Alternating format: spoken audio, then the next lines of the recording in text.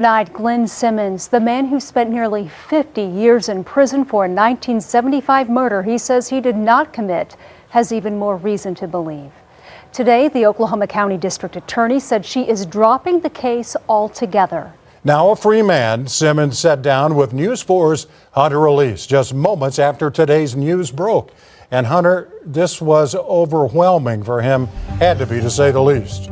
Yeah, when I spoke to Glynn, he said there weren't many words to describe the news. He said he was over the moon and filled with so much joy after all these years. It's been a real joyous day. I cried a bunch of tears of joy, waiting on this. But yeah, I'm free. Yeah, I'm free to do what I want to do. Glynn Simmons, the moment he learned the district attorney is going to give up the fight to put him behind bars for a murder that's 50 years old. There's several witnesses that are deceased now. All of the physical evidence is missing.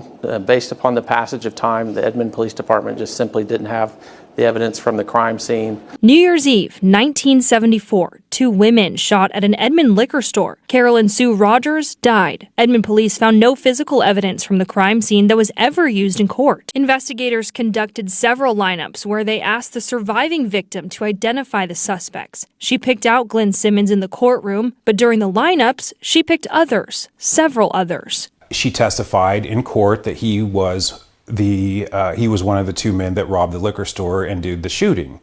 What the jury did not hear was that she misidentified or didn't identify or identified someone else 9 times prior to identifying Glynn in court. And that's why Judge Amy Palumbo tossed out Simmons' murder conviction and sentence back in July, ordering a new trial. Simmons was released on bond, the first taste of freedom in 48 years. And then Monday, the news he's been waiting for his entire life. That old murder charge will be dismissed. Well, it's mean that I'm totally free, no obligations to the state or nothing. It means that they have finally admitted to the error, the miscarriage of justice after all these years. It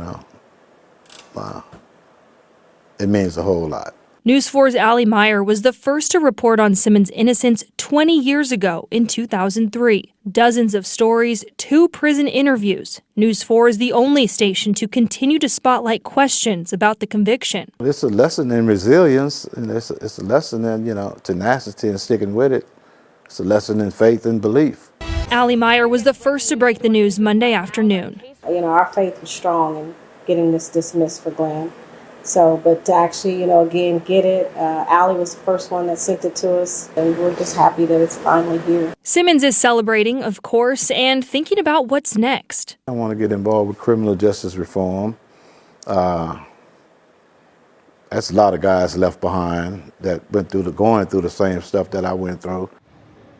I asked the district attorney's office about any compensation for Simmons' time in prison. They said that will be addressed at a separate time.